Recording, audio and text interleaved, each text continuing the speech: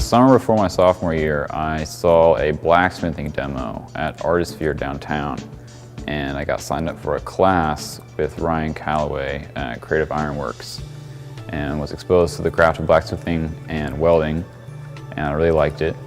I enrolled in welding classes at Donaldson, and first year I really liked it. It was really fun. It was something I could grasp. And I took second year of welding right now.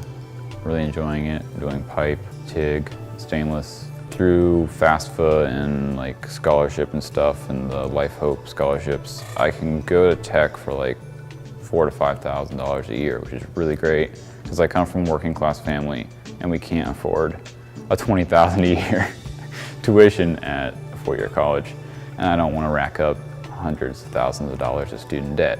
The welding allows me to work my way through college and pay it off within a year, so I'm not really going to be under lots of financial burden.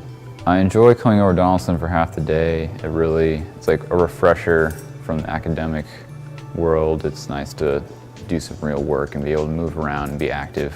Ms. Haynes' experience with the world and all the different welding jobs she's had is she's really shown us all the possibilities out in welding there are, and her wanting us to achieve the highest level of success has really pushed me to find out what I'm the best at, what I need to work on, and really driven me to be the best welder that I can be.